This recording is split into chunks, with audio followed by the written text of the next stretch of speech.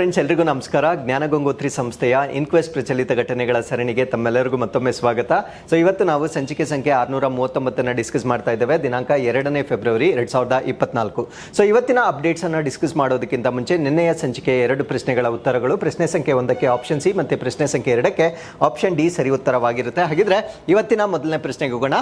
ಪ್ರಸ್ತುತ ಕರ್ನಾಟಕದಲ್ಲಿ ಎಷ್ಟು ರಾಮ್ಸಾರ್ ತಾಣಗಳಿವೆ? How many Ramsar sites are there in Karnataka as on date? So ಪ್ರಸ್ತುತವಾಗಿ ನಮ್ಮ ಕರ್ನಾಟಕದಲ್ಲಿ ಒಟ್ಟು ರಾಮ್ಸಾರ್ ತಾಣಗಳ ಸಂಖ್ಯೆ ಎಷ್ಟಾಗಿರುತ್ತೆ ಅಂದ್ರೆ 4ಕ್ಕೆ ಏರಿಕೆ ಆಗಿರುತ್ತೆ. ಸೊ ಡೆಫಿನೆಟ್ಲಿ ನಿಮ್ಗೆ ಗೊತ್ತಿರುತ್ತೆ, ಕರ್ನಾಟಕದಲ್ಲಿ ಕೇವಲ ಒಂದು ರಾಮ್ಸಾರ್ ತಾಣ ಅಥವಾ ರಾಮ್ಸಾರ್ ವೆಟ್ಲ್ಯಾಂಡ್ ಇದೆ ಅಂತ ನಮ್ಗೆ ಇದುವರೆಗೂ ಗೊತ್ತಿರುತ್ತೆ. ಸೊ ಈಗ 1ಕ್ಕೆ 3 ವೆಟ್ಲ್ಯಾಂಡ್ಸ್ ಗಳನ್ನ ಅಧಿಕೃತವಾಗಿ ಘೋಷಣೆ ಮಾಡಿರುವ ಕಾರಣದಿಂದ ಕರ್ನಾಟಕದಲ್ಲಿ ಈಗ ರಾಮ್ಸಾರ್ ತಾಣಗಳ ಸಂಖ್ಯೆ 4ಕ್ಕೆ ಏರಿಕೆ ಆಗಿರೋದನ್ನ ನಾವು ನೋಡಬಹುದಾಗಿರುತ್ತೆ.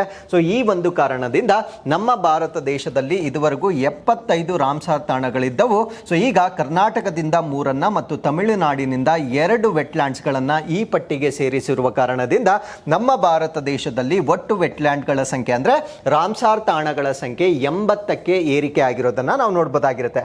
ಹಾಗಿದ್ರೆ ನಮ್ಮ ಕರ್ನಾಟಕದಿಂದ ಈ ಪಟ್ಟಿಗೆ ಸೇರಿಕೊಂಡಿರ್ತಕ್ಕಂಥ ವೆಟ್ಲ್ಯಾಂಡ್ಸ್ ಗಳನ್ನ ನಾವು ನೋಡೋದಾದ್ರೆ, ಸೊ ಮೊದಲನೇದನ್ನ ನಾವು ಮಾಗಡಿ ಕೆರೆ ಕನ್ಸರ್ವೇಷನ್ ಅಥವಾ ಮಾಗಡಿ ಕೆರೆ ಸಂರಕ್ಷಣಾ ಮೀಸಲು ಅಂತ ಕರೀತೇವೆ. ಸೊ ಇದು ಇರ್ತಕ್ಕಂಥದ್ದು ಗದಗ ಜಿಲ್ಲೆಯಲ್ಲಿರ್ತಕ್ಕಂಥ ಒಂದು ವೆಟ್ಲ್ಯಾಂಡ್ ಆಗಿರುತ್ತೆ. ಸೊ ಎರಡನೇದನ್ನ ನಾವು ಅಂಕಸಮುದ್ರ ಬರ್ಡ್ ಕನ್ಸರ್ವೇಷನ್ ರಿಸರ್ವ್ ಅಥವಾ ಅಂಕಸಮುದ್ರ ಪಕ್ಷಿ ಸಂರಕ್ಷಣಾ ಮೀಸಲು ಪ್ರದೇಶ ಅಂತ ಕರೀತೇವೆ.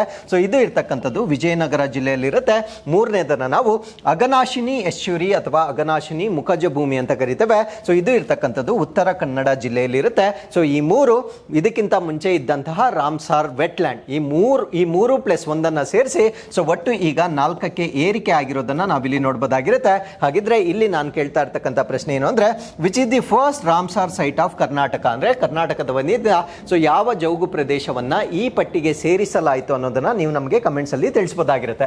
ಸೊ ಇದರ ಜೊತೆಗೆ ತಮಿಳುನಾಡಿನಿಂದ ಕೂಡ 2 ವೆಟ್ಲ್ಯಾಂಡ್ಸ್ ಗಳನ್ನ ಸೇರಿಸಿಕೊಂಡಿದ್ದಾರೆ ಅಂತ ಹೇಳಿದೆ. ಸೊ ಅದು ಯಾವ್ದು ಅಂದ್ರೆ, ಒಂದನ್ನ ಕರೈವೆಟ್ಟಿ ಬರ್ಡ್ ಸ್ಯಾಂಕ್ಚುರಿ ಅಥವಾ ಕರೈವೆಟ್ಟಿ ಪಕ್ಷಿಧಾಮ ಅಂತ ಕರೀತೇವೆ. ಸೊ ಎರಡನೇದನ್ನ Longwood Shola reserve forest ಅಥವಾ ಲಾಂಗ್ ವುಡ್ ಶೋಲಾ ಮೀಸಲು ಅರಣ್ಯ ಅಂತ ಕರೀತೇವೆ. ಸೊ ಈ 2 ತಮಿಳುನಾಡಿನಿಂದ ಆಯ್ಕೆ ಆಗಿರ್ತಕ್ಕಂಥ ರಾಮ್ಸಾರ್ ತಾಣಗಳಾಗಿರ್ತವೆ. ಸೊ ಯಾವುದೇ ಒಂದು ವೆಟ್ಲ್ಯಾಂಡ್ ಅನ್ನ ನಾವು ರಾಮ್ಸಾರ್ ತಾಣದಲ್ಲಿ ಪಟ್ಟಿ ಮಾಡಿದ ನಂತರ ಸೊ ಅಲ್ಲಿ ಏನ್ ಜಾಸ್ತಿ ಆಗುತ್ತೆ ಅಂದ್ರೆ ಅದರ ಕನ್ಸರ್ವೇಷನ್ ಜಾಸ್ತಿ ಆಗುತ್ತೆ, ಅಂದ್ರೆ ಅದರ ಸಂರಕ್ಷಣೆ ಜಾಸ್ತಿ ಆಗುತ್ತೆ. ಸೊ ಅದಾದ್ಮೇಲೆ ಆ ಒಂದು ಪ್ರದೇಶವನ್ನ ನಾವು ವೈಸ್ ಆಗಿ ಅಥವಾ ಬುದ್ಧಿವಂತಿಕೆಯಿಂದ ಯೂಸ್ ಮಾಡಬೇಕಾಗಿರುತ್ತೆ. ಬುದ್ಧಿವಂತಿಕೆಯಿಂದ ಅಂದ್ರೆ ಸಸ್ಟೈನಬಲ್ ಅಥವಾ ಸುಸ್ಥಿರವಾಗಿ ಬಳಕೆ ಮಾಡ್ತಕ್ಕಂಥದ್ದು ಕಡ್ಡಾಯವಾಗುತ್ತೆ. ಸೊ ಅದಾದ್ಮೇಲೆ ಇದಕ್ಕೆ ಯಾಕೆ ರಾಮ್ಸಾರ್ ಸೈಟ್ ಅಂತಾನೆ ಕರೀತಾರೆ ಅಂದ್ರೆ, ಸೊ ರಾಮ್ಸಾರ್ ಅಂತಕ್ಕಂಥದ್ದು it is a city in Iran, ಅಂದ್ರೆ ಇರಾನ್ ರಾಷ್ಟ್ರಕ್ಕೆ ಸಂಬಂಧಪಟ್ಟಿರ್ತಕ್ಕಂಥ ಒಂದು ನಗರವಾಗಿರುತ್ತೆ. ಸೊ ಈ ಒಂದು ನಗರ ಯಾವ ಸಮುದ್ರದ ದಡದಲ್ಲಿರುತ್ತೆ ಅಂದ್ರೆ ಕ್ಯಾಸ್ಪಿಯನ್ ಸಿ ಅಥವಾ ಕ್ಯಾಸ್ಪಿಯನ್ ಸಮುದ್ರ ಅಂತ ನಾವೇನ್ ಹೇಳ್ತೇವೆ. ಸೊ ಅದರ ದಡದಲ್ಲಿರ್ತಕ್ಕಂಥ ಒಂದು ನಗರವಾಗಿರುತ್ತೆ. ಸೊ ಈ ಒಂದು ನಗರದಲ್ಲಿ 1971 ಅಂದ್ರೆ 1971 ಫೆಬ್ರವರಿ 2ನೇ ತಾರೀಕು ಈ ಒಂದು ಸಮಾವೇಶಕ್ಕೆ ಸಹಿ ಹಾಕಲಾಗಿರುತ್ತೆ. ಸಹಿ ಹಾಕಿರ್ತಕ್ಕಂಥ ಸ್ಥಳ ಇರಾನ್ನ ರಾಮ್ಸಾರ್ ನಗರವಾಗಿರೋದ್ರಿಂದ ಸೊ ಈ ಒಂದು ಕನ್ವೆನ್ಷನ್ಗೆ ರಾಮ್ಸಾರ್ ಕನ್ವೆನ್ಷನ್ ಅಂತ ನಾಮಕರಣ ಮಾಡಿರೋದನ್ನ ನಾವಿಲ್ಲಿ ನೋಡಬಹುದಾಗಿರುತ್ತೆ. ಸೊ ಅದಾದ್ಮೇಲೆ ಇದು ಕನ್ವೆನ್ಷನ್ ಸಹಿ ಆಗಿರ್ತಕ್ಕಂಥದ್ದೇನೋ 1971ರಲ್ಲಿ. ಸೊ ಈ ಒಂದು ಕನ್ವೆನ್ಷನ್ ಅನ್ನ ಭಾರತ ರಾಟಿಫೈ ಅಥವಾ ಅಂಗೀಕಾರ ಮಾಡಿರ್ತಕ್ಕಂಥ ದಿನಾಂಕ ಯಾವುದು ಅಂತ ಪ್ರಶ್ನೆ ಕೇಳಿದಾಗ 1982 ಅಥವಾ 1982 ಅಂತ ನೀವು ನೆನ್ಪಿಟ್ಕೊಳ್ಬೇಕಾಗಿರುತ್ತೆ. ಸೊ ಅದಾದ್ಮೇಲೆ ಈ ಒಂದು ದಿನ ಅಂದ್ರೆ ಸಹಿ ಹಾಕಿರ್ತಕ್ಕಂಥ ಒಂದು ದಿನಾಂಕ ಫೆಬ್ರವರಿ 2 ಏನಿರುತ್ತೆ. ಸೊ ಆ ಒಂದು ದಿನಾಂಕವನ್ನ ಪ್ರತಿ ವರ್ಷ ಪ್ರಪಂಚದಾದ್ಯಂತ ವರ್ಲ್ಡ್ ವೆಟ್ಲ್ಯಾಂಡ್ ಡೇ ಅಥವಾ ವಿಶ್ವ ಜೌಗು ಭೂಮಿಗಳ ದಿನವನ್ನಾಗಿ ಆಚರಣೆ ಮಾಡ್ತಾರೆ. ಸೊ ಈ ವರ್ಷ ಅಂದ್ರೆ 2024ರ ವರ್ಲ್ಡ್ ವೆಟ್ಲ್ಯಾಂಡ್ ಡೇ ಇದರ ಥೀಮ್ ಏನಾಗಿರುತ್ತೆ ಅಂತ ಪ್ರಶ್ನೆ ಕೇಳಿದಾಗ wetlands and human well being ಅನ್ನೋದು ಅದರ ಥೀಮ್ ಆಗಿರುತ್ತೆ. ಅಂದ್ರೆ ಜೌಗು ಭೂಮಿಗಳು ಮತ್ತು ಮಾನವನ ಯೋಗಕ್ಷೇಮ ಅಂತಕ್ಕಂಥದ್ದು 2022ರ ಸೊ ಈ ಒಂದು ದಿನದ ಥೀಮ್ ಆಗಿರುತ್ತೆ. ಹಾಗಿದ್ರೆ ಕ್ಯಾಸ್ಪಿಯನ್ ಸಿ ಬಗ್ಗೆ ನಾವು ಮಾತಾಡ್ತಾ ಇರುವ ಕಾರಣದಿಂದ ಸೊ ಕ್ಯಾಸ್ಪಿಯನ್ ಸಿ ಸುತ್ತಲೂ ಇರ್ತಕ್ಕಂಥ ಬಾರ್ಡರ್ ಕಂಟ್ರೀಸ್ ಯಾವ್ದ್ಯಾವ್ದು ಅಂತ ನಾವಿಲ್ಲಿ ರಿವೈಸ್ ಮಾಡೋಣ. ಸೊ ಕ್ಯಾಸ್ಪಿಯನ್ ಸಿ ಸುತ್ತ ನಾವು ರಷ್ಯಾನ ನೋಡಬಹುದಾಗಿರುತ್ತೆ, ಅಜರ್ಬೈಜಾನ್, ಇರಾನ್, ಟರ್ಕ್ಮೆನಿಸ್ತಾನ್ ಮತ್ತೆ ಕಜಕಿಸ್ತಾನವನ್ನ ನೋಡಬಹುದಾಗಿರುತ್ತೆ. ಸೊ ಇಷ್ಟು ರಾಷ್ಟ್ರಗಳನ್ನ ಗಡಿಯನ್ನ ಶೇರ್ ಮಾಡ್ಕೊಂಡಿರ್ತಕ್ಕಂಥ ಒಂದು ಸಿ ಕ್ಯಾಸ್ಪಿಯನ್ ಸಿ ಆಗಿರುತ್ತೆ. ಸೊ ಇಲ್ಲಿ ಇರಾನ್ ಕೂಡ ಇದರೊಂದಿಗೆ ಬಾರ್ಡರ್ ಅನ್ನ ಶೇರ್ ಮಾಡ್ಕೊಳ್ತಕ್ಕಂಥ ಒಂದು ಕಂಟ್ರಿ ಆಗಿರುತ್ತೆ. ಸೊ ಇರಾನ್ ಅನ್ನ ನಾವು ಎಕ್ಸ್ಪ್ಯಾಂಡ್ ಮಾಡ್ಕೊಂಡಾಗ ಸೊ ಈ ಭಾಗದಲ್ಲಿ ಅಂದ್ರೆ ಇರಾನ್ ಇರಾನ್ ಅನ್ನ ನೀವು ಈ ಬ್ಲೂ ಪ್ಯಾಚ್ ಅನ್ನ ನೀವು ಇಲ್ಲಿ ನೋಡಬಹುದಾಗಿರುತ್ತೆ. ಸೊ ಈ ಭಾಗದಲ್ಲಿ ನಾವು ರಾಮ್ಸಾರ್ ಸಿಟಿಯನ್ನ ನೋಡಬಹುದಾಗಿರುತ್ತೆ. Ramsar city as I told you before, Caspian ಸಮುದ್ರ ಏನಿರುತ್ತೆ ಅದರ ದಡದಲ್ಲಿರ್ತಕ್ಕಂಥ ಒಂದು ನಗರವಾಗಿರುತ್ತೆ. ಹಾಗಿದ್ರೆ ಇರಾನ್ನ ಬಾರ್ಡರಿಂಗ್ ಕಂಟ್ರೀಸ್ ಯಾವ್ದ್ಯಾವ್ದು ಅಂತ ನಾವು ನೋಡೋದಾದ್ರೆ, so we can see Azerbaijan here, Armenia, Turkey, ಅದಾದ್ಮೇಲೆ ಇರಾಕ್ ಇರುತ್ತೆ, then we have Pakistan, Afghanistan ಮತ್ತೆ ತುರ್ಕ್ಮೆನಿಸ್ತಾನ್. ಸೊ ಇಷ್ಟು ರಾಷ್ಟ್ರಗಳೊಂದಿಗೆ ತನ್ನ ಗಡಿಯನ್ನ ಶೇರ್ ಮಾಡ್ಕೊಳ್ತಕ್ಕಂಥ ಒಂದು ಕಂಟ್ರಿ ಆಗಿರುತ್ತೆ. ಸೊ ಅದಾದ್ಮೇಲೆ ತಮಿಳುನಾಡು ಈಗ 2 ಹೊಸ ರಾಮ್ಸಾರ್ ವೆಟ್ಲ್ಯಾಂಡ್ಗಳನ್ನು ರಿಜಿಸ್ಟರ್ ಮಾಡಿರುವ ಕಾರಣದಿಂದ ಮುಂಚೆ ಕೂಡ ನಮ್ಮ ಭಾರತ ದೇಶದಲ್ಲಿ ಹೈಯೆಸ್ಟ್ ವೆಟ್ಲ್ಯಾಂಡ್ಸ್ ಅಥವಾ ರಾಮ್ಸಾರ್ ತಾಣಗಳು ಯಾವ ರಾಜ್ಯದಲ್ಲಿತ್ತು ಅಂದರೆ ತಮಿಳುನಾಡಿನಲ್ಲಿತ್ತು. ಸೊ ಈಗ ಮತ್ತೊಮ್ಮೆ ತಮಿಳುನಾಡು ಮೊದಲನೇ ರ್ಯಾಂಕಿಂಗ್ ಅಲ್ಲಿ ಇರುತ್ತೆ. ಸೊ ಈಗ ತಮಿಳುನಾಡಿನಲ್ಲಿ ಒಟ್ಟು ರಾಮ್ಸಾರ್ ತಾಣಗಳು ಎಷ್ಟಿರುತ್ತೆ ಅಂದರೆ 16 ರಾಮ್ಸಾರ್ ತಾಣಗಳನ್ನು ನೋಡ್ಬೋದಾಗಿರುತ್ತೆ. ಸೊ ಎರಡನೇ ಪೊಸಿಷನ್ ಅಲ್ಲಿ ನಾವು ಉತ್ತರ ಪ್ರದೇಶವನ್ನ ನೋಡ್ಬೋದಾಗಿರುತ್ತೆ. So Uttar Pradesh has 10 Ramsar sites ಅನ್ನೋದು ನಿಮಗೆ ಗೊತ್ತಿರಬೇಕಾಗಿರುತ್ತೆ.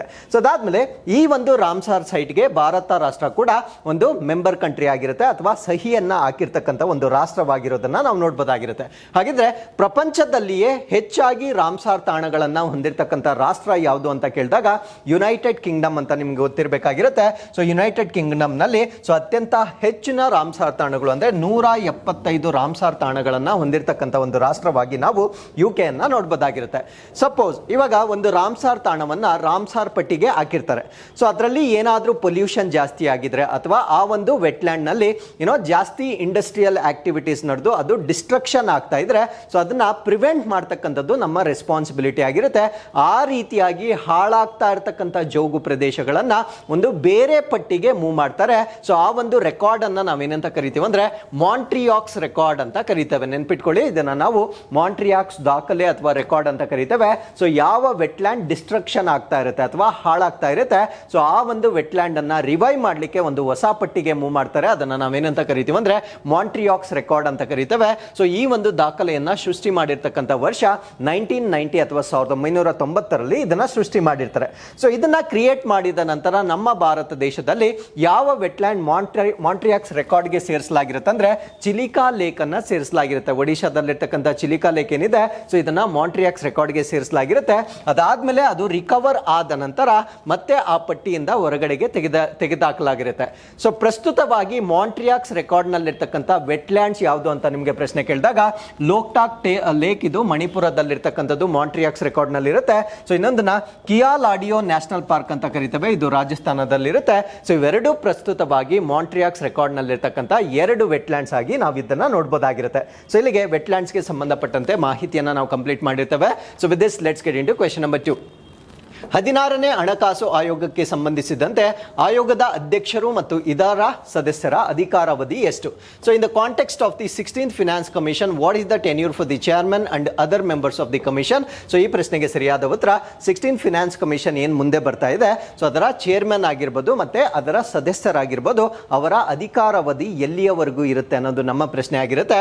ಸೊ ಈ ಪ್ರಶ್ನೆಗೆ ಸರಿಯಾದ ಉತ್ತರ ಅಕ್ಟೋಬರ್ 31, 2025 ಅಥವಾ ಅವರು ವರದಿಯನ್ನ ಸಲ್ಲಿಸುವವರೆಗೆ ಅವೆರಡರಲ್ಲಿ ಯಾವುದು ಮೊದಲಾಗುತ್ತೋ ಅಲ್ಲಿಗೆ. ಸಪೋಸ್ ಅವರು ವರದಿಯನ್ನ 2025 ಅಕ್ಟೋಬರ್ 31 ಒಳಗೆ ಸಬ್ಮಿಟ್ ಮಾಡದಿದ್ರು ಅವರು ರಿಟೈರ್ ಆಗಬೇಕಾಗಿರುತ್ತೆ, ಅಥವಾ ಇದಕ್ಕಿಂತ ಮುಂಚೆನೆ ಅವರು ವರದಿಯನ್ನ ಸಬ್ಮಿಟ್ ಮಾಡಿದ್ರೆ ಅವರ ಟೆನ್ಯೂರ್ ಕಂಪ್ಲೀಟ್ ಆಗುತ್ತೆ. So this is the point that you need to remember, that is until October 31, 2025 or until the submission of the report whichever is the earliest one. So ಆ ಒಂದು concept ನ ಆಧಾರದ ಮೇಲೆ ಅವರು retire ಆಗಬೇಕಾಗಿರುತ್ತೆ. So ಇದರ ಬಗ್ಗೆ ನಾನು ಯಾಕೆ ಪ್ರಶ್ನೆಯನ್ನ ಕೊಟ್ಟಿದ್ದೇನೆ ಅಂದ್ರೆ government appoints 4 members of the 16th finance commission. ಅಂದ್ರೆ ಸರ್ಕಾರ ಈಗ 16ನೇ ಹಣಕಾಸು ಆಯೋಗ ಏನಿರುತ್ತೆ ಸೊ ಇದಕ್ಕೆ 4 ಸದಸ್ಯರನ್ನ ನೇಮಕ ಮಾಡಿರೋದನ್ನ ನಾವು ನೋಡಬಹುದಾಗಿರುತ್ತೆ. ಸೊ ಈ ಒಂದು ಫಿನಾನ್ಸ್ ಕಮಿಷನ್ ಅನ್ನ ಮುಖ್ಯಸ್ಥರನ್ನ ಆಲ್ರೆಡಿ ಅವರು ಅಪಾಯಿಂಟ್ ಮಾಡಿರ್ತಾರೆ, ಅದ್ರ ಬಗ್ಗೆ ನಾವು ನಿಮ್ಮ ಜೊತೆ ಶೇರ್ ಮಾಡ್ಕೊಂಡಿದ್ದೇವೆ. ಸೊ ಈಗ 4 ಸದಸ್ಯರನ್ನ ಆಯ್ಕೆ ಮಾಡಿರ್ತಾರೆ. ಆ 4 ಸದಸ್ಯರು ಯಾರ್ಯಾರು ಅನ್ನೋದನ್ನ ಈ ಆರ್ಟಿಕಲ್ ಅಲ್ಲಿ ನಾವು ಡಿಸ್ಕಸ್ ಮಾಡೋಣ. ಸೊ ಇಲ್ಲಿ ಈ ಸ್ಲೈಡ್ ಅಲ್ಲಿ ನಾನು 2 ಸದಸ್ಯರನ್ನ ಮೆನ್ಷನ್ ಮಾಡ್ತಾ ಇದ್ದೇವೆ. ಸೊ ಫಾರ್ಮರ್ ಎಕ್ಸ್ಪೆಂಡಿಚರ್ ಸೆಕ್ರೆಟರಿ ಅವರನ್ನ ನಾವು ಅಜಯ್ ನಾರಾಯಣ ಜಾ ಅಂತ ಕರಿತೇವೆ, ಅಂದ್ರೆ ಮಾಜಿ ವೆಚ್ಚ ಕಾರ್ಯದರ್ಶಿ. ಸೊ ಅವರ ಹೆಸರು ಅಜಯ್ ನಾರಾಯಣ ಜಾ ಅಂತ ಕರಿತೇವೆ. ಸೊ ಇವರನ್ನ ಈಗ 16th ಫಿನಾನ್ಸ್ ಕಮಿಷನ್ ನ ಸದಸ್ಯರು ಅಥವಾ ಮೆಂಬರ್ ಆಗಿ ಆಯ್ಕೆ ಮಾಡಿರ್ತಾರೆ. ಸೊ ಇವರು ಪರ್ಸನ್ ನಂಬರ್ 1. ಸೊ ಎರಡನೇ ವ್ಯಕ್ತಿ SBI group chief economic adviser ಆಗಿರ್ತಕ್ಕಂಥ ಸೌಮ್ಯ ಕಾಂತಿ ದಾಸ್ ಅಂತ ಕರಿತೇವೆ. ಅಂದ್ರೆ SBI ಬ್ಯಾಂಕ್ ಏನಿರುತ್ತೆ ಸೊ ಆ ಒಂದು ಗ್ರೂಪ್ನ ಮುಖ್ಯ ಆರ್ಥಿಕ ಸಲಹೆಗಾರ್ತಿ ಆಗಿರ್ತಕ್ಕಂತಹ ಸೌಮ್ಯ ಕಾಂತಿ ಘೋಷ್ ರವರನ್ನ ಎರಡನೇ ಮೆಂಬರ್ ಆಗಿ ಆಯ್ಕೆ ಮಾಡಿರ್ತಾರೆ. ಅಲ್ಲಿಗೆ ಇಬ್ಬರು ಸದಸ್ಯರ ಬಗ್ಗೆ ನಾನು ಮಾಹಿತಿಯನ್ನ ಹೇಳಿದ್ದೇನೆ. ಸೊ ಮೂರನೇ ಸದಸ್ಯರು ರಿಟೈರ್ಡ್ ಬ್ಯೂರೋಕ್ರಾಟ್ ಅನಿ ಜಾರ್ಜ್ ಮ್ಯಾಥ್ಯೂ ಅಂತ ಕರಿತೇವೆ. ಅಂದ್ರೆ ನಿವೃತ್ತ ಅಧಿಕಾರಿಯಾಗಿರ್ತಕ್ಕಂಥ ಅನಿ ಜಾರ್ಜ್ ಮ್ಯಾಥ್ಯೂ ಅವರನ್ನ ಮೂರನೇ ಸದಸ್ಯನಾಗಿ ಆಯ್ಕೆ ಮಾಡಲಾಗಿರುತ್ತೆ. ಸೊ ಅದಾದ್ಮೇಲೆ ಅರ್ಥಾ ಗ್ಲೋಬಲ್ ಎಕ್ಸಿಕ್ಯೂಟಿವ್ ಡೈರೆಕ್ಟರ್ ಆಗಿರ್ತಕ್ಕಂಥ ನಿರಂಜನ್ ರಾಜ್ಯಾಧ್ಯಕ್ಷ ಅಂತ ಕರಿತೇವೆ. ಅಂದ್ರೆ ಇದೊಂದು ಅರ್ಥಾ ಗ್ಲೋಬಲ್ ಅಂತಕ್ಕಂಥದ್ದು ಒಂದು ಯೂನಿಟ್ ಅಥವಾ ಒಂದು ಸಂಸ್ಥೆ ಆಗಿರುತ್ತೆ. ಸೊ ಈ ಒಂದು ಅರ್ಥಾ ಗ್ಲೋಬಲ್ ನಲ್ಲಿ ಕಾರ್ಯನಿರ್ವಾಹಕ ನಿರ್ದೇಶಕರಾಗಿರ್ತಕ್ಕಂಥ ನಿರಂಜನ್ ರಾಜ್ಯಾಧ್ಯಕ್ಷ ಇವರನ್ನ ನಾಲ್ಕನೇ ಮೆಂಬರ್ ಆಗಿ ಈ ಒಂದು 16 ಫಿನಾನ್ಸ್ ಕಮಿಷನ್ಗೆ ಆಯ್ಕೆ ಮಾಡಲಾಗಿರುತ್ತೆ. So they have been appointed as full time members. ಅಂದ್ರೆ ಇವರನ್ನ ಪೂರ್ಣ ಅವಧಿಯ ಸದಸ್ಯರನ್ನಾಗಿ ಆಯ್ಕೆ ಮಾಡಲಾಗಿರುತ್ತೆ. ಯಾಕೆ ನಾನು ಇವರನ್ನ ಪೂರ್ಣ ಅವಧಿಯ ಅಂತ ಹೇಳ್ತಾ ಇದ್ದೀನಿ ಅಂದ್ರೆ ಮಿಸ್ಟರ್ ಘೋಷ್ ಏನಿರ್ತಾರೆ ಇವರನ್ನ ಪಾರ್ಟ್ ಟೈಮ್ ಮೆಂಬರ್ ಆಗಿ ಅಂದ್ರೆ ಕಾಲಿಕ ಸದಸ್ಯನಾಗಿ ಶ್ರೀ ಘೋಷ್ ರವರನ್ನ ಆಯ್ಕೆ ಮಾಡಿರ್ತಾರೆ. ಸೊ ಮಿಕ್ಕಿದವರನ್ನ ಫುಲ್ ಟೈಮ್ ಮೆಂಬರ್ ಆಗಿ ಆಯ್ಕೆ ಮಾಡಿರೋದನ್ನ ನಾವಿಲ್ಲಿ ನೋಡಬಹುದಾಗಿರುತ್ತೆ. ಸೊ ಅವರ ಅಧಿಕಾರಾವಧಿ ನಾನು ಮುಂಚೆನೆ ಹೇಳಿದಾಗೆ ಸೊ ಅವರು ಅಕ್ಟೋಬರ್ 31, 2025 ಅಥವಾ ಅವರು ರಿಪೋರ್ಟ್ ಅನ್ನ ಸಬ್ಮಿಟ್ ಮಾಡುವ ವೇಳೆಗೆ ವಿಚ್ ಎವರ್ ಈಸ್ ಅರ್ಲಿಯರ್ ಅಂದ್ರೆ ಇವೆರಡರಲ್ಲಿ ಯಾವುದು ಮೊದಲಾಗಿರುತ್ತೆ ಸೊ ಅಲ್ಲಿಯವರೆಗೂ ಅವರು ಅಧಿಕಾರವನ್ನ ವಹಿಸ್ಕೊಳ್ಬಹುದಾಗಿರುತ್ತೆ. ಸೊ ಅದಾದ್ಮೇಲೆ ಈ ಒಂದು 16 ಫಿನಾನ್ಸ್ ಕಮಿಷನ್ಗೆ ಸಂಬಂಧಪಟ್ಟಂತೆ ಚೇರ್ ಪರ್ಸನ್ ಅನ್ನ ಮುಂಚೆನೆ ಆಯ್ಕೆ ಮಾಡಿದ್ದಾರೆ. ಸೊ ಚೇರ್ ಪರ್ಸನ್ ಯಾರಾಗಿರ್ತಾರೆ ಅಂದ್ರೆ ಫಾರ್ಮರ್ ವೈಸ್ ಚೇರ್ಮನ್ ಆಫ್ ನೀತಿ ಆಯೋಗ್. ಸೊ ನಮ್ಮ ನೀತಿ ಆಯೋಗ ಏನಿರುತ್ತೆ ಸೊ ಇದರ ಮಾಜಿ ಉಪಾಧ್ಯಕ್ಷರಾಗಿರ್ತಕ್ಕಂಥ ಅರವಿಂದ್ ಪನಗಾರಿಯಾ ಅಂತ ನಾವೇನ್ ಹೇಳ್ತೇವೆ ಸೊ ಅವರನ್ನ ಅಧ್ಯಕ್ಷರನ್ನಾಗಿ ಆಯ್ಕೆ ಮಾಡ್ಕೊಂಡಿರ್ತಾರೆ. ಸೊ ಅದಾದ್ಮೇಲೆ ಇವರಿಗೆ ಅಸಿಸ್ಟ್ ಮಾಡ್ಲಿಕ್ಕೆ ಸೆಕ್ರೆಟರಿಯನ್ನ ಕೂಡ ಆಯ್ಕೆ ಮಾಡ್ಕೊಂಡಿರ್ತಾರೆ. ಸೊ ಅವರ ಹೆಸರು ರಿತ್ವಿಕ್ ರಂಜನಂ ಪಾಂಡೆ ಅನ್ನೋದು ನಿಮ್ಗೆ ಗೊತ್ತಿರಬೇಕಾಗಿರುತ್ತೆ. ಸೊ ಇವರ ಜೊತೆಗೆ 2 ಜಾಯಿಂಟ್ ಸೆಕ್ರೆಟರೀಸ್ ಕೂಡ ಇರ್ತಾರೆ. ಅದಾದ್ಮೇಲೆ ಒಬ್ರು ಎಕನಾಮಿಕ್ ಅಡ್ವೈಸರ್ ಅನ್ನ ಕೂಡ ಸೊ ಈ ಒಂದು 16th ಫಿನಾನ್ಸ್ ಕಮಿಷನ್ ಅಲ್ಲಿ ನಾವು ನೋಡಬಹುದಾಗಿರುತ್ತೆ.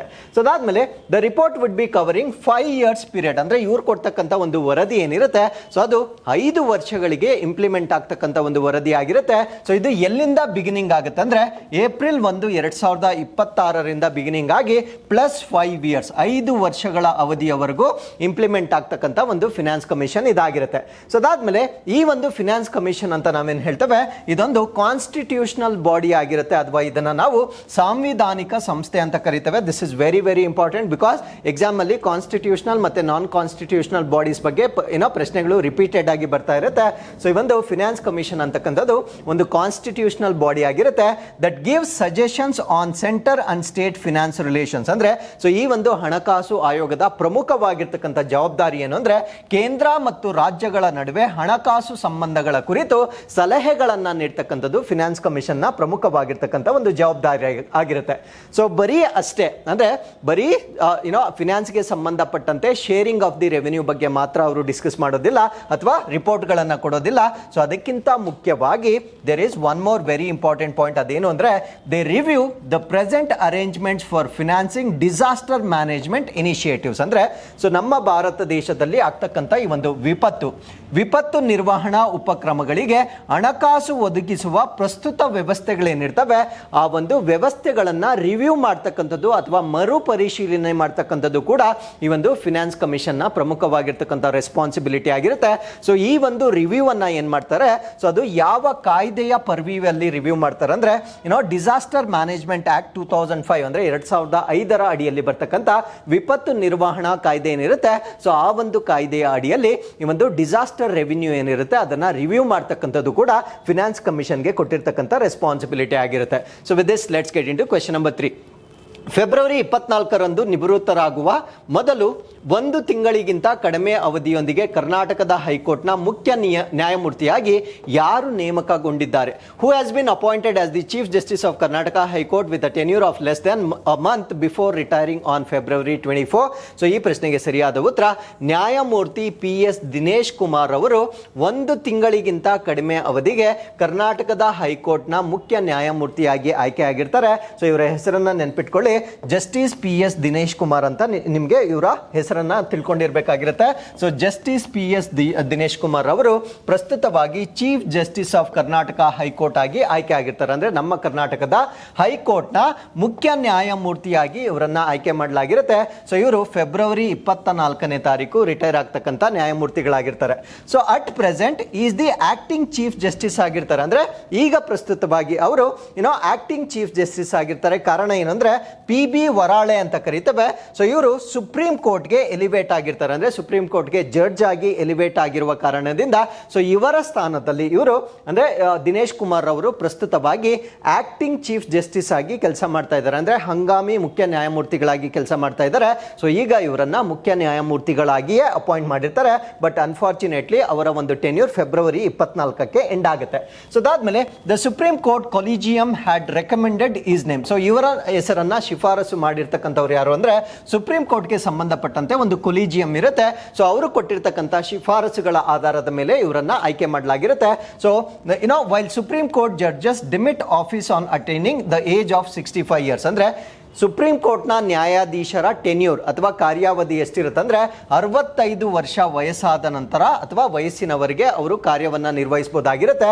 ಅದೇ ಹೈಕೋರ್ಟ್ನ ಜಡ್ಜಸ್ ಏನಿರ್ತಾರೆ ಅವರು 62 years ವರೆಗೆ ಮಾತ್ರ ಅವರಿಗೆ ಅಧಿಕಾರಾವಧಿಯನ್ನ ನೀಡಲಾಗಿರುತ್ತೆ ಅಥವಾ ಅಲ್ಲಿಯವರೆಗೂ ಅವರು ಸೇವೆಯನ್ನ ಸಲ್ಲಿಸಬಹುದಾಗಿರುತ್ತೆ. ಅದಾದ ನಂತರ ಅವರು ನಿವೃತ್ತಿಯನ್ನ ಹೊಂದಬೇಕಾಗಿರುತ್ತೆ. ಸೊ ಅದಾದ್ಮೇಲೆ ಇವರ ಒಂದು ಅಪಾಯಿಂಟ್ಮೆಂಟ್ ಅಥವಾ ನೇಮಕಾತಿಯ ಬಗ್ಗೆ ಬೇಸಿಕ್ ಇನ್ಫಾರ್ಮೇಶನ್ ಅನ್ನ ನಾವು ಕಲೆಕ್ಟ್ ಮಾಡೋದಾದ್ರೆ ಸೊ ಈ ಒಂದು ಜಡ್ಜ್ಗಳ ಹೈಕೋರ್ಟ್ ಜಡ್ಜ್ ಅಂತ ನಾವೇನ್ ಹೇಳ್ತೇವೆ ಅವರ ನೇಮಕಾತಿ ನಮ್ಮ ಸಂವಿಧಾನದ ಯಾವ ಆರ್ಟಿಕಲ್ಗೆ ಕನೆಕ್ಟ್ ಆಗುತ್ತೆ ಅಂದ್ರೆ ಆರ್ಟಿಕಲ್ ನಂಬರ್ 217 ವಿಧಿಗೆ ಸಂಬಂಧಪಟ್ಟಂತೆ ಹೈಕೋರ್ಟ್ ನ್ಯಾಯಾಧೀಶರನ್ನ ನೇಮಕ ಮಾಡ್ತಾರೆ. ಸೊ ನೇಮಕ ಮಾಡ್ತಕ್ಕಂಥ ರೆಸ್ಪಾನ್ಸಿಬಿಲಿಟಿ ಯಾರಿಗಿರುತ್ತೆ ಅಥವಾ ಆ ಒಂದು ಅಥಾರಿಟಿಯನ್ನ ಯಾರು ಕೊಟ್ಟಿರ್ತಾರೆ ಅಂದ್ರೆ the judge of high court shall be appointed by the president. ಅಂದ್ರೆ ರಾಷ್ಟ್ರಪತಿಗಳು ಇವರನ್ನ ಅಪಾಯಿಂಟ್ ಮಾಡ್ತಕ್ಕಂಥ ಒಂದು ಅಥಾರಿಟಿಯನ್ನ ಹೊಂದಿರ್ತಾರೆ. ಸೊ ಅವರು ನೇರವಾಗಿ ಅಪಾಯಿಂಟ್ ಮಾಡ್ಲಿಕ್ಕೆ ಆಗೋದಿಲ್ಲ. They are in consultation with chief justice of India. ಅಂದ್ರೆ ಭಾರತ ದೇಶದ ಮುಖ್ಯ ನ್ಯಾಯಮೂರ್ತಿಗಳು ಏನಿರ್ತಾರೆ ಅವರ ಜೊತೆ ಸಮಾಲೋಚನೆಯನ್ನ ನಡೆಸಬೇಕಾಗಿರುತ್ತೆ. ಅದರ ಜೊತೆಗೆ the governor of the state ಅಂದ್ರೆ ಯಾವ ಸ್ಟೇಟ್ಗೆ ಜಡ್ಜ್ಗಳನ್ನ ಆಯ್ಕೆ ಮಾಡಬೇಕು ಆ ಸ್ಟೇಟ್ ನ ಗವರ್ನರ್ನೊಂದಿಗೆ ಅವರು ರಾಜ್ಯಪಾಲರೊಂದಿಗೆ ಸಮಾಲೋಚನೆಯನ್ನ ನಡೆಸಿದ ನಂತರ ಸೊ ಅದಾದ್ಮೇಲೆ concern chief justice of high court ಅಂದ್ರೆ ಆ ಒಂದು ರಾಜ್ಯದ ಚೀಫ್ ಜಸ್ಟಿಸ್ ಯಾರಿರ್ತಾರೆ ಸೊ ಅವರೊಂದಿಗೆ ಕನ್ಸಲ್ಟೇಷನ್ ಮಾಡಿದ ನಂತರ ಜಡ್ಜ್ ಆಫ್ ದಿ ಹೈಕೋರ್ಟ್ ಅನ್ನ ನೇಮಕ ಮಾಡಬೇಕಾಗಿರುತ್ತೆ. ಅಂದ್ರೆ ಒಂದು ಜಡ್ಜ್ ಆಫ್ ದಿ ಹೈಕೋರ್ಟ್ ಏನಿರುತ್ತೆ ಅಂದ್ರೆ 217ನೇ ವಿಧಿಯ ಪ್ರಕಾರ ಉಚ್ಚ ನ್ಯಾಯಾಲಯದ ನ್ಯಾಯಾಧೀಶರ ಬಗ್ಗೆ ನಾನು ಹೇಳ್ತಾ ಇದ್ದೀನಿ, ಕನ್ಫ್ಯೂಸ್ ಮಾಡ್ಕೊಳ್ಬಾರ್ದು. This is not chief justice, ಇದು ನ್ಯಾಯಾಧೀಶರ ಬಗ್ಗೆ ಮಾತ್ರ ಹೇಳ್ತಾ ಇದ್ದೇನೆ. ಉಚ್ಚ ನ್ಯಾಯಾಲಯದ ನ್ಯಾಯಾಧೀಶರನ್ನ ಆಯ್ಕೆ ಮಾಡ್ತಕ್ಕಂಥ ಒಂದು ಅಧಿಕಾರವನ್ನ ನಮ್ಮ ದೇಶದ ರಾಷ್ಟ್ರಪತಿಗಳಿಗೆ ಕೊಟ್ಟಿರ್ತಾರೆ. ಸೊ ಅವರು ಇಂಡಿಪೆಂಡೆಂಟ್ ಆಗಿ ಆಯ್ಕೆ ಮಾಡೋದಕ್ಕೆ ಆಗೋದಿಲ್ಲ. ಅವರು ಭಾರತದ ಮುಖ್ಯ ನ್ಯಾಯಮೂರ್ತಿಗಳೊಂದಿಗೆ ಮತ್ತು ಯಾವ ರಾಜ್ಯದ ನ್ಯಾಯಾಧೀಶರನ್ನ ಅವರು ಆಯ್ಕೆ ಮಾಡಬೇಕು ಆ ರಾಜ್ಯದ ರಾಜ್ಯಪಾಲರೊಂದಿಗೆ ಸಮಾಲೋಚನೆ ನಡೆಸಿ ನೇಮಕ ಮಾಡ್ತಕ್ಕಂಥದ್ದು ಪದ್ಧತಿಯಾಗಿರುತ್ತೆ. ಸೊ ಅದಾದ್ಮೇಲೆ suppose chief justice of high court ಅನ್ನ ಆಯ್ಕೆ ಮಾಡಬೇಕಾಗಿದ್ರೆ ನಾವು ಪ್ರೀವಿಯಸ್ ಸ್ಲೈಡ್ ಅಲ್ಲಿ ಡಿಸ್ಕಸ್ ಮಾಡಿದ್ದು ಕೇವಲ ಜಡ್ಜ್ ಆಫ್ ದಿ ಹೈಕೋರ್ಟ್ ಅನ್ನ ಆಯ್ಕೆ ಮಾಡಬೇಕಾಗಿದ್ರೆ ಪ್ರಕ್ರಿಯೆ ಏನಿರುತ್ತೆ ಅಂತ ನಾನು ಡಿಸ್ಕಸ್ ಮಾಡಿದ್ದೆ. ಅದೇ ಒಂದು ಹೈಕೋರ್ಟ್ಗೆ ಬೇಕಾಗಿರ್ತಕ್ಕಂಥ ಚೀಫ್ ಜಸ್ಟಿಸ್ ಅಥವಾ ಮುಖ್ಯ ನ್ಯಾಯಮೂರ್ತಿಗಳನ್ನ ನೇಮಕ ಮಾಡಬೇಕಾಗಿದ್ರೆ ಸೊ ಅವರು chief justice of India and governor of the state ಜೊತೆಗೆ ಕನ್ಸಲ್ಟೇಷನ್ ಮಾಡಬೇಕಾಗಿರುತ್ತೆ. ಅಂದ್ರೆ ಮುಖ್ಯ ನ್ಯಾಯಮೂರ್ತಿಗಳನ್ನ ಹೊರತುಪಡಿಸಿ ನ್ಯಾಯಾಧೀಶರನ್ನ ನೇಮಕ ಮಾಡತಕ್ಕಂಥ ಒಂದು ಸಂದರ್ಭದಲ್ಲಿ ಹೈಕೋರ್ಟ್ನ ಮುಖ್ಯ ನ್ಯಾಯಮೂರ್ತಿಗಳ ಸಲಹೆಗಳನ್ನ ಅವರು ಪಡಿಬೇಕಾಗಿರುತ್ತೆ. ಸೊ ಈ ಒಂದು ಪದ್ಧತಿಯ ಮುಖಾಂತರ ಚೀಫ್ ಜಸ್ಟಿಸ್ ಆಫ್ ಹೈಕೋರ್ಟ್ ಮತ್ತೆ ಹೈಕೋರ್ಟ್ ಜಡ್ಜ್ಗಳನ್ನ ಆಯ್ಕೆ ಮಾಡ್ತಕ್ಕಂಥ ಒಂದು ಪ್ರಕ್ರಿಯೆಯನ್ನ ಫಾಲೋ ಮಾಡಬೇಕಾಗಿರುತ್ತೆ. ಸೊ ಅದಾದ್ಮೇಲೆ high court judges R recommended by a collegium. ಅಂದ್ರೆ ಹೈಕೋರ್ಟ್ ನ ಜಡ್ಜಸ್ ಏನಿರ್ತಾರೆ ಸೊ ಅವರ ನೇಮಗಳನ್ನ ಶಿಫಾರಸು ಮಾಡಲಿಕ್ಕೆ ಒಂದು ಕೊಲಿಜಿಯಂ ಇರುತ್ತೆ. ಆ ಕೊಲಿಜಿಯಂ ಅಲ್ಲಿ ಯಾರ್ಯಾರು ಇರ್ತಾರೆ ಅಂದ್ರೆ CJI chief justice of India, Bharat ದೇಶದ ಮುಖ್ಯ ನ್ಯಾಯಮೂರ್ತಿಗಳನ್ನ ನಾವು ನೋಡಬಹುದಾಗಿರುತ್ತೆ. ಅದ್ರ ಜೊತೆಗೆ 2 ಸೀನಿಯರ್ ಮೋಸ್ಟ್ ಜಡ್ಜ್ಗಳನ್ನ ನಾವು ಅದರಲ್ಲಿ ನೋಡಬಹುದಾಗಿರುತ್ತೆ. ಸೊ ಇವ್ರು ಏನ್ ಶಿಫಾರಸುಗಳನ್ನ ಮಾಡ್ತಾರೆ ಸೊ ಇವ್ರು ಮೂವರನ್ನ ಸೇರಿಸಿ ನಾವು ಕೊಲಿಜಿಯಂ ಅಂತ ಕರೀತೇವೆ. ಇವ್ರೇನು ಶಿಫಾರಸುಗಳನ್ನ ಮಾಡ್ತಾರೆ ಇವರ ಶಿಫಾರಸುಗಳ ಆಧಾರದ ಮೇಲೆ ಹೈಕೋರ್ಟ್ ಜಡ್ಜ್ಗಳನ್ನ ಆಯ್ಕೆ ಮಾಡ್ತಕ್ಕಂಥದ್ದು ಪ್ರವೃತ್ತಿಯಾಗಿರುತ್ತೆ. So with this let's get into question number 4. Transparency international 2023ಯ ಪ್ರಕಾರ ಭ್ರಷ್ಟಾಚಾರ ಗ್ರಹಿಕೆ ಸೂಚ್ಯಾಂಕದಲ್ಲಿ ಯಾವ ದೇಶವು ಉನ್ನತ ಸ್ಥಾನವನ್ನು ಪಡೆದುಕೊಂಡಿದೆ. In the 2023 corruption perception index by transparency international which country secured the top position, ಅಂದ್ರೆ ಯಾವ ರಾಷ್ಟ್ರದಲ್ಲಿ ಕರಪ್ಷನ್ ಕಡಿಮೆ ಇರುತ್ತೆ ಆ ರಾಷ್ಟ್ರವನ್ನ ಟಾಪ್ ಮೋಸ್ಟ್ ಪೊಸಿಷನ್ ಅಂತ ಕರೀತೇವೆ. ಸೊ ಈ ಒಂದು ಪೊಸಿಷನ್ ಅಲ್ಲಿ ಮೊದಲ ರ್ಯಾಂಕ್ ಅನ್ನ ಸತತವಾಗಿ 6ನೇ ವರ್ಷವೂ ಕೂಡ ಗಳಿಸಿಕೊಂಡಿರ್ತಕ್ಕಂಥ ರಾಷ್ಟ್ರ ಡೆನ್ಮಾರ್ಕ್ ಅಂತ ನಮಗೆ ಗೊತ್ತಿರಬೇಕಾಗಿರುತ್ತೆ. ಸೊ ನಾನು ಡಿಸ್ಕಸ್ ಮಾಡ್ತಾ ಇರ್ತಕ್ಕಂಥ ಆರ್ಟಿಕಲ್ ಯಾವುದಕ್ಕೆ ಸಂಬಂಧಪಟ್ಟಿದ್ದಂದ್ರೆ ಗ್ಲೋಬಲ್ ಕರಪ್ಷನ್ ಇಂಡೆಕ್ಸ್ ಅಥವಾ ಜಾಗತಿಕ ಭ್ರಷ್ಟಾಚಾರ ಸೂಚ್ಯಾಂಕ ಅಂತ ಕರೀತೇವೆ. ಸೊ ಈ ಒಂದು ಸೂಚ್ಯಾಂಕದಲ್ಲಿ ಹೆಚ್ಚು ಅಂಕಗಳನ್ನ ಗಳಿಸಿದ್ರೆ ಅದನ್ನ ಟಾಪ್ 1 ಕಂಟ್ರಿ ಅಂತ ಕರೀತಾರೆ. ಅಂದ್ರೆ ಸ್ಕೋರಿಂಗ್ ಬಂದು 0 to 100 ಇರುತ್ತೆ. ಸೊ 0 ಬಂದ್ರೆ ಅದು ಹೈಯೆಸ್ಟ್ ಕರಪ್ಷನ್ ಇರ್ತಕ್ಕಂಥ ಕಂಟ್ರಿ, 100 ಅಥವಾ ಜಾಸ್ತಿ ಸ್ಕೋರ್ ಬಂದಷ್ಟು ಅದು ಲೋ ಕರಪ್ಷನ್ ಕಂಟ್ರಿ ಅಂತ ಡಿಕ್ಲೇರ್ ಮಾಡಲಾಗುತ್ತೆ. ಸೊ ಈ ನಿಟ್ಟಿನಲ್ಲಿ ಡೆನ್ಮಾರ್ಕ್ 90 ಅಂಕಗಳನ್ನ ಗಳಿಸಿರುವ ಕಾರಣದಿಂದ ಇದು ಮೊದಲನೇ ಸ್ಥಾನದಲ್ಲಿದೆ. ಅದರ ಅರ್ಥ ಏನು ಅಂದ್ರೆ ಕಡಿಮೆ ಕರಪ್ಷನ್ ಅನ್ನ ಹೊಂದಿರತಕ್ಕಂತ ಒಂದು ರಾಷ್ಟ್ರವಾಗಿರುತ್ತೆ. ಸೊ 2ನೇ ಸ್ಥಾನದಲ್ಲಿ ನಾವು ಫಿನ್ಲ್ಯಾಂಡ್ ಅನ್ನ ನೋಡಬಹುದಾಗಿರುತ್ತೆ, 3ನೇ ಸ್ಥಾನದಲ್ಲಿ ನಾವು ನ್ಯೂಜಿಲೆಂಡ್ ಅನ್ನ ನೋಡಬಹುದು, 4ನೇ ಸ್ಥಾನದಲ್ಲಿ ನಾರ್ವೆ ಮತ್ತು 5ನೇ ಸ್ಥಾನದಲ್ಲಿ ನಾವು ಸಿಂಗಾಪುರ್ ಅನ್ನ ನೋಡಬಹುದಾಗಿರುತ್ತೆ. ಈ 5 ರಾಷ್ಟ್ರಗಳಲ್ಲಿ ಅತ್ಯಂತ ಕಡಿಮೆ ಭ್ರಷ್ಟಾಚಾರವನ್ನ ಹೊಂದಿರತಕ್ಕಂತ ರಾಷ್ಟ್ರಗಳಾಗಿರ್ತವೆ. ಸೊ ಈ ಒಂದು ರಿಪೋರ್ಟ್ ಅನ್ನ ನಾವೇನಂತ ಕರಿತೀವಿ ಅಂದ್ರೆ transparency international 2023 corruption perception index ಅಂತ ಕರೀತೇವೆ. ಅಂದ್ರೆ ಭ್ರಷ್ಟಾಚಾರ ಗ್ರಹಿಕೆ ಸೂಚ್ಯಾಂಕ ಅಂತ ಕರೀತೇವೆ. ಇದು ಯಾವ ವರ್ಷಕ್ಕೆ ಸಂಬಂಧಪಟ್ಟಿದ್ದು ಅಂದ್ರೆ 2023, ಬಟ್ ರಿಪೋರ್ಟ್ ರಿಲೀಸ್ ಆಗಿರ್ತಕ್ಕಂಥದ್ದು 2024ರಲ್ಲಿ ಈ ಒಂದು ವರದಿ ರಿಲೀಸ್ ಆಗಿರುತ್ತೆ. ಸೊ ಈ ಒಂದು ವರದಿಯ ಪ್ರಕಾರ ಅತ್ಯಂತ ಜಾಸ್ತಿ ಕರಪ್ಷನ್ ಹೊಂದಿರತಕ್ಕಂಥ ರಾಷ್ಟ್ರಗಳು ಯಾವ್ದಾವ್ದು ಅಂದ್ರೆ ಕಡಿಮೆ ಸ್ಕೋರ್ ಅನ್ನ ಹೊಂದಿರತಕ್ಕಂಥ ರಾಷ್ಟ್ರಗಳು. ಫಾರ್ ಎಕ್ಸಾಂಪಲ್ ಇಲ್ಲಿ ನೋಡಿ, ಸೊಮಾಲಿಯಾ ಕೇವಲ 11 ಅಂಕಗಳನ್ನ ಗಳಿಸಿದೆ. ಸೊ ಅದರಿಂದ ಹೆಚ್ಚು ಕರಪ್ಷನ್ ಹೊಂದಿರತಕ್ಕಂಥ ರಾಷ್ಟ್ರವಾಗಿರುತ್ತೆ.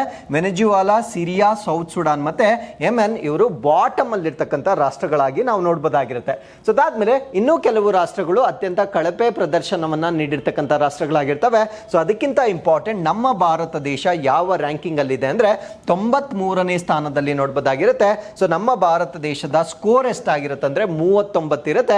ಸೊ ಈ ಒಂದು ಕಾರಣದಿಂದ ನಮ್ಮ ಭಾರತ ರಾಷ್ಟ್ರ ಕರಪ್ಷನ್ ಅಲ್ಲಿ ಪ್ರಪಂಚದಲ್ಲಿಯೇ 93ನೇ ಸ್ಥಾನದಲ್ಲಿರ್ತಕ್ಕಂಥ ಒಂದು ರಾಷ್ಟ್ರವಾಗಿರುತ್ತೆ. So with this let's get into question number 5. Elon ಮಸ್ಕ್ನ ನ್ಯೂರಾಲಿಂಕ್ ಸ್ಟಾರ್ಟ್ಅಪ್ ಬಳಸಿದ ಮೊದಲ ಮಾನವನ ಮೆದುಳಿನ ಚಿಪ್ ಹೆಸರೇನು? So what is the name of the first brain chip used by Elon Musk Neuralink startup? So Elon ಮಸ್ಕ್ಗೆ ಸಂಬಂಧಪಟ್ಟಂತೆ ಒಂದು ಸ್ಟಾರ್ಟ್ಅಪ್ ಕಂಪನಿ ಇರುತ್ತೆ, ಅದನ್ನ ನ್ಯೂರಾಲಿಂಕ್ ಅಂತ ಕರಿತೇವೆ. ಸೊ ಇವರು ಪ್ರಪ್ರಥಮ ಬಾರಿಗೆ ಮಾನವನ ಮೆದುಳಿಗೆ ಒಂದು ಚಿಪ್ ಅನ್ನ ಅಳವಡಿಸಿರ್ತಾರೆ. ಸೊ ಈ ಒಂದು ಚಿಪ್ ಏನ್ ಮಾಡುತ್ತೆ ಅಂದ್ರೆ ನಮ್ಮ ಬ್ರೈನ್ ಅನ್ನ ಕಂಪ್ಯೂಟರ್ಗೆ ಕನೆಕ್ಟ್ ಮಾಡುತ್ತೆ. ನಮ್ಮ ಬ್ರೈನ್ ಅಲ್ಲಿ ಏನೇನು ವಿಷಯಗಳಿರುತ್ತೆ ಸೊ ಅದನ್ನ ಕಂಪ್ಯೂಟರ್ ಮುಖಾಂತರ ನಾವು ಡಿಕೋಡ್ ಮಾಡಬಹುದಾಗಿರುತ್ತೆ. ಸೊ ಈ ರೀತಿಯಾಗಿರ್ತಕ್ಕಂಥ ಒಂದು ಚಿಪ್ ಅನ್ನ ಪ್ರಪ್ರಥಮ ಬಾರಿಗೆ ಎಕ್ಸ್ಪೆರಿಮೆಂಟ್ ಮಾಡುವುದರ ಮುಖಾಂತರ ಬ್ರೈನ್ಗೆ ಇನ್ಸರ್ಟ್ ಮಾಡಿರ್ತಾರೆ. ಆ ಚಿಪ್ಗೆ ಏನಂತ ನಾಮಕರಣ ಮಾಡಿದ್ದಾರೆ ಅನ್ನೋದು ನಮ್ಮ ಪ್ರಶ್ನೆ ಆಗಿರುತ್ತೆ. ಸೊ ಈ ಒಂದು ಚಿಪ್ಗೆ ನಾವೇನಂತ ಕರಿತೀವಿ ಅಂದ್ರೆ ಲಿಂಕ್ ಅಂತ ಕರಿತೇವೆ. ನೋಡಿ, ಹೆಸರಲ್ಲೇ ಗೊತ್ತಾಗುತ್ತೆ ಅದು ನಮ್ಮ ಬ್ರೈನ್ ಅನ್ನ ಸಿಸ್ಟಮ್ ಅಥವಾ ಕಂಪ್ಯೂಟರ್ಗೆ ಕನೆಕ್ಟೆಡ್ ಮಾಡ್ತಕ್ಕಂಥ ಒಂದು ಲಿಂಕ್ ಆಗಿರುತ್ತೆ. ಸೊ ಈ ರೀತಿಯ ಲಿಂಕ್ ಅನ್ನ ಪ್ರಪ್ರಥಮ ಬಾರಿಗೆ ಇಲಾನ್ ಮಸ್ಕ್ ಒಡೆತನದ ಒಂದು ಸ್ಟಾರ್ಟ್ಅಪ್ ಈಗ ಡೆವಲಪ್ ಮಾಡಿರೋದನ್ನ ನಾವಿಲ್ಲಿ ನೋಡಬಹುದಾಗಿರುತ್ತೆ. ಸೊ ಇಲಾನ್ ಮಸ್ಕ್ ಆ ಒಂದು ಸ್ಟಾರ್ಟ್ಅಪ್ ಅನ್ನ ನಾವೇನಂತ ಕರಿತೀವಿ ಅಂದ್ರೆ ನ್ಯೂರಾಲಿಂಕ್ ಅಂತ ಕರಿತೇವೆ. ನೋಡಿ, ಈ ಹೆಸರು ಕೂಡ ತುಂಬಾ ಈಸಿ ಇರುತ್ತೆ. ಬ್ರೈನ್ ಅಂದ್ರೆ ಅದು ನರಗಳಿಗೆ ಸಂಬಂಧಪಟ್ಟಿರ್ತಕ್ಕಂಥ ವಿಷಯವಾಗಿರೋದ್ರಿಂದ ಸೊ ಇದಕ್ಕೆ ನ್ಯೂರಾಲಿಂಕ್ ಸ್ಟಾರ್ಟ್ಅಪ್ ಅಂತ ನಾಮಕರಣ ಮಾಡಿರ್ತಾರೆ. ಸೊ ಇವರು ಬ್ರೈನ್ ಇಂಪ್ಲಾಂಟ್ ಅಂತ ಕರಿತೇವೆ. ಅಂದ್ರೆ ನಮ್ಮ ಮೆದುಳಿಗೆ ಇನ್ಸರ್ಟ್ ಮಾಡ್ತಕ್ಕಂಥ ಒಂದು ಚಿಪ್ ಅನ್ನ ನಾವು ಬ್ರೈನ್ ಇಂಪ್ಲಾಂಟ್ ಅಂತ ಕರಿತೇವೆ. ಸೊ ಈ ಒಂದು ಬ್ರೈನ್ ಇಂಪ್ಲಾಂಟ್ ಅನ್ನ ಪ್ರಪ್ರಥಮ ಬಾರಿಗೆ ಹ್ಯೂಮನ್ ಪೇಷಂಟ್ಗೆ ಇಂಟ್ರೊಡ್ಯೂಸ್ ಮಾಡಿರೋದನ್ನ ನಾವು ವಿಟ್ನೆಸ್ ಮಾಡಬಹುದಾಗಿರುತ್ತೆ. So the neuro technology company co founded by Musk in 2016, ಅಂದ್ರೆ ಈ ಒಂದು ಕಂಪನಿಯನ್ನ ಸ್ಥಾಪನೆ ಮಾಡಿರ್ತಕ್ಕಂಥ ವರ್ಷ 2016ರಲ್ಲಿ ಸ್ಥಾಪನೆ ಮಾಡಲಾಗಿರುತ್ತೆ. It aims to build direct communication channel between brain and computer. ಅಂದ್ರೆ ಈ ಒಂದು ಕಂಪನಿಯ ಗುರಿ ಏನಾಗಿತ್ತು ಅಂದ್ರೆ ನಮ್ಮ ಮೆದುಳು ಮತ್ತು ಕಂಪ್ಯೂಟರ್ ನಡುವೆ ನೇರವಾಗಿ ಸಂಪರ್ಕವನ್ನ ಕ್ರಿಯೇಟ್ ಮಾಡ್ತಕ್ಕಂಥದ್ದು ಅವರ ಆಬ್ಜೆಕ್ಟಿವ್ ಆಗಿತ್ತು. ಸೊ ಈಗ ಆ ಒಂದು ಆಬ್ಜೆಕ್ಟಿವ್ ಅನ್ನ ಈ ಚಿಪ್ ನ ಮುಖಾಂತರ ಫುಲ್ಫಿಲ್ ಮಾಡಿರೋದನ್ನ ನಾವಿಲ್ಲಿ ನೋಡಬಹುದಾಗಿರುತ್ತೆ.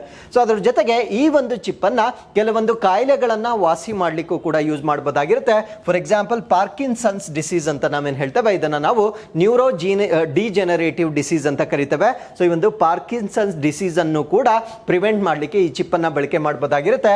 ಪಾರ್ಕಿನ್ಸನ್ಸ್ ಅನ್ನ ಇನ್ನೊಂದು ಹೆಸರಿನಲ್ಲೂ ಕೂಡ ಕರಿತೇವೆ, ALS ಅಂತ ಕರಿತೇವೆ. ALS ಅಂದ್ರೆ ಆಮ್ನಿಯೋಟ್ರೋಪಿಕ್ ಲ್ಯಾಟ್ರಲ್ ಸ್ಕ್ಲೆರೋಸಿಸ್ ಅಂತ ಕರಿತೇವೆ. ಸೊ ಈ ಒಂದು ಕಾಯಿಲೆಯನ್ನ ಪ್ರಿವೆಂಟ್ ಮಾಡಲಿಕ್ಕೂ ಕೂಡ ಸೊ ಈ ಒಂದು ಚಿಪ್ಗಳನ್ನ ಬಳಕೆ ಮಾಡಬಹುದಾಗಿರುತ್ತೆ. So Neuralink technology will mainly work through an implant called Link. So ನಾನು ಪ್ರಶ್ನೆಯಲ್ಲಿ ಕೊಟ್ಟಿದ್ದ ಹೇಳಿದ ಹಾಗೆ ಸೊ ಆ ಒಂದು ಇಂಪ್ಲಾಂಟ್ಗೆ ಏನಂತ ನಾಮಕರಣ ಮಾಡಿದ್ದಾರೆ ಅಂದ್ರೆ ಲಿಂಕ್ ಅಂತ ನಾಮಕರಣ ಮಾಡಿದ್ದಾರೆ. ಇದರ ಸೈಜ್ ಎಷ್ಟಿರುತ್ತೆ ಅಂದ್ರೆ ನಾವು ಕಾಯಿನ್ಸ್ ಗಳನ್ನ ಒಂದ್ರ ಮೇಲೆ 5 ಜೋಡಿಸಿದಾಗ ಅದರ ಥಿಕ್ನೆಸ್ ಎಷ್ಟು ಬರುತ್ತೆ ಸೊ ಅಷ್ಟು ಥಿಕ್ನೆಸ್ ಅನ್ನ ಹೊಂದಿರತಕ್ಕಂತ ಒಂದು ಚಿಪ್ ಅನ್ನ ಇವರು ಡೆವಲಪ್ ಮಾಡಿರೋದನ್ನ ನೋಡಬಹುದಾಗಿರುತ್ತೆ. So with this let's get into question number 6. ಸಣ್ಣ ಅರಣ್ಯ ಉತ್ಪನ್ನಗಳಿಗೆ ಅಥವಾ ಇದನ್ನ ನಾವು ಕಿರು ಅರಣ್ಯ ಉತ್ಪನ್ನಗಳು ಅಂತ ನಾವೇನ್ ಹೇಳ್ತೇವೆ. ಸೊ ಕನಿಷ್ಠ ಬೆಂಬಲ ಬೆಲೆ ಇದನ್ನ MSP ಅಂತ ನಾವೇನ್ ಹೇಳ್ತೇವೆ. ಸೊ ಒದಗಿಸುವ ಒಡಿಶಾದಲ್ಲಿ 100% ರಾಜ್ಯ ನಿಧಿಯ ಯೋಜನೆಯ ಹೆಸರೇನು? What is the name of the 100% state funded scheme in Odisha that provides minimum support price for minor forest produce ಅಂತ ಕರೀತೇವೆ. ಸೊ ಮೈನರ್ ಫಾರೆಸ್ಟ್ ಪ್ರೊಡ್ಯೂಸ್ ಅಂತ ಕೂಡಲೇ ನಮಗೆ ನೆನಪು ಬರೋದು ಟ್ರೈಬಲ್ ಪಾಪ್ಯುಲೇಷನ್, ಅವರ ಒಂದು ಲೈವ್ಲಿಹುಡ್ ಈ ಒಂದು ಮೈನರ್ ಫಾರೆಸ್ಟ್ ಪ್ರೊಡ್ಯೂಸ್ ಮೇಲೆ ಡಿಪೆಂಡ್ ಆಗಿರುತ್ತೆ. ಈ ಒಂದು ಮೈನರ್ ಫಾರೆಸ್ಟ್ ಪ್ರೊಡ್ಯೂಸ್ಗೆ 100% ಮಿನಿಮಮ್ ಸಪೋರ್ಟ್ ಪ್ರೈಸ್ ಅನ್ನ ಅನೌನ್ಸ್ ಮಾಡಿರ್ತಕ್ಕಂಥ ರಾಜ್ಯ ಒಡಿಶಾ ಆಗಿರುತ್ತೆ. ಸೊ ಆ ಒಂದು ಸ್ಕೀಮ್ ನ ಹೆಸರೇನು ಅನ್ನೋದು ನಮ್ಮ ಪ್ರಶ್ನೆ ಆಗಿರುತ್ತೆ. ಸೊ ಈ ಪ್ರಶ್ನೆಗೆ ಸರಿಯಾದ ಉತ್ತರ ಲಾಭ ಅಂತಕ್ಕಂಥದ್ದು ಈ ಒಂದು ಸ್ಕೀಮ್ಗೆ ಒಡಿಶಾ ರಾಜ್ಯ ಕೊಟ್ಟಿರ್ತಕ್ಕಂಥ ಒಂದು ನಾಮಕರಣ ಆಗಿರುತ್ತೆ. ಸೊ ಇದು ಏನಕ್ಕೆ ಸಂಬಂಧಪಟ್ಟಿದ್ದು ಅಂದ್ರೆ ಈ ಒಂದು ಒಡಿಶಾ ರಾಜ್ಯ ಲಾಂಚ್ ಮಾಡಿರ್ತಕ್ಕಂಥ ಮಿನಿಮಮ್ ಸಪೋರ್ಟ್ ಪ್ರೈಸ್ ಆಗಿರುತ್ತೆ. Not for the regular agricultural goods ಗೆ ಸಂಬಂಧಪಟ್ಟಿರ್ತಕ್ಕಂಥ MSP ಆಗಿಲ್ಲ.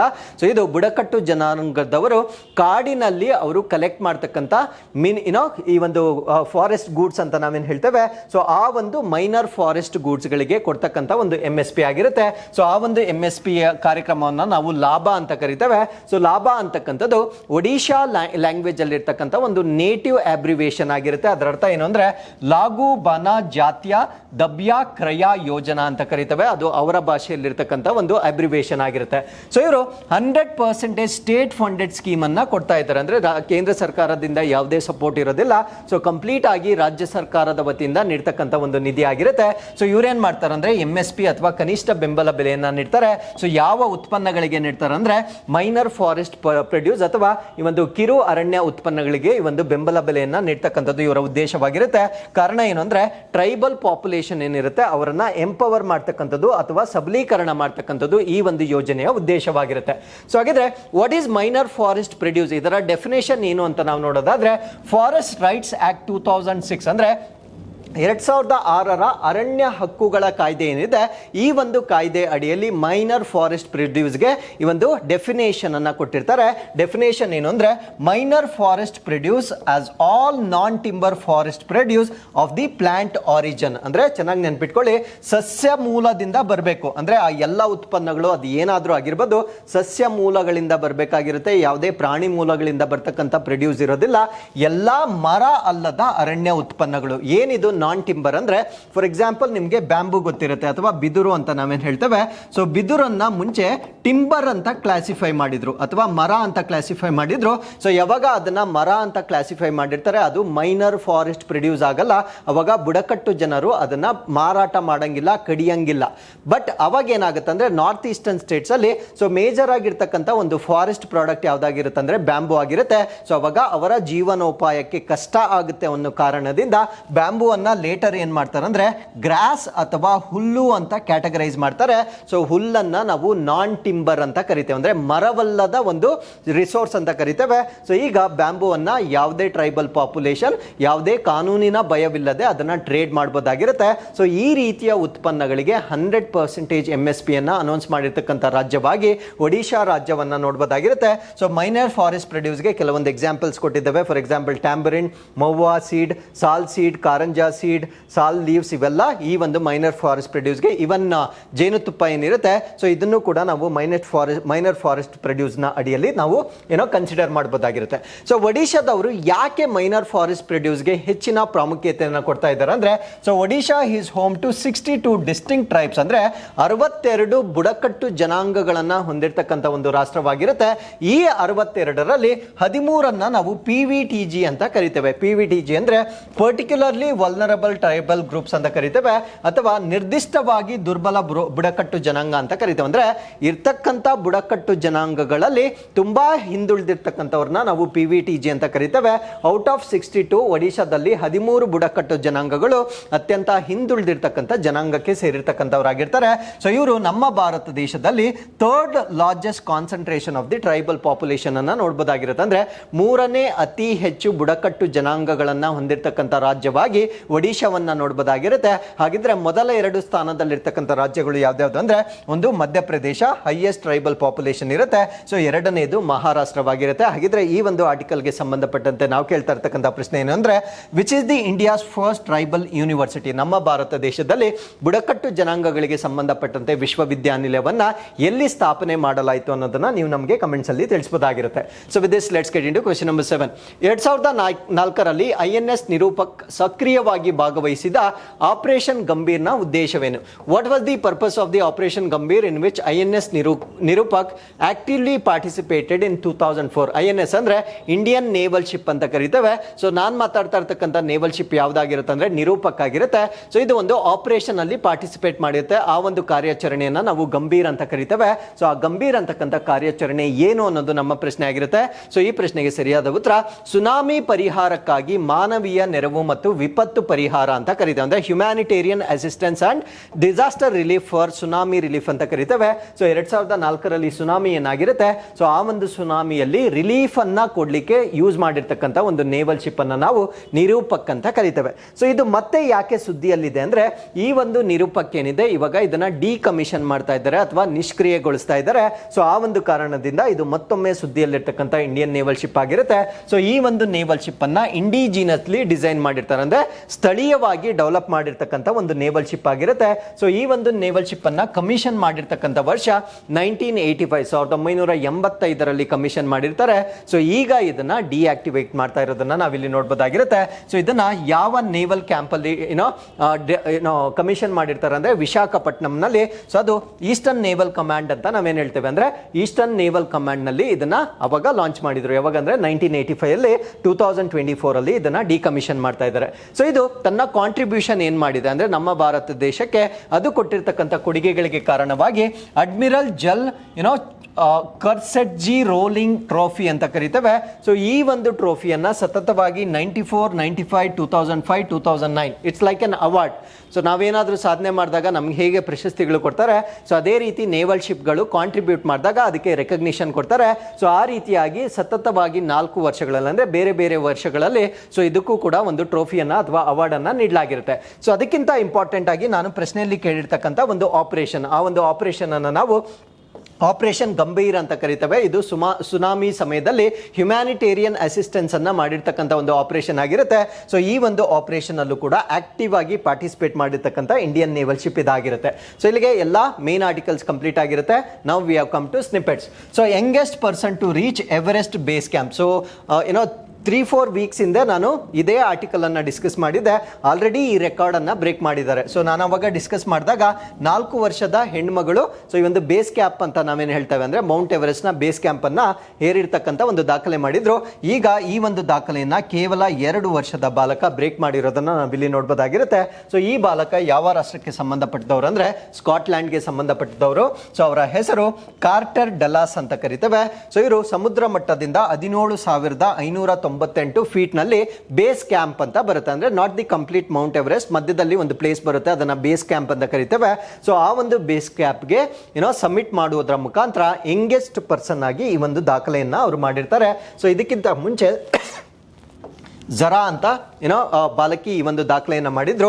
ಸೊ ಈ ದಾಖಲೆ ಮಾಡಿದಾಗ ಈ ಬಾಲಕಿಗೆ ಕೇವಲ 4 ವರ್ಷ ವಯಸ್ಸಾಗಿತ್ತು.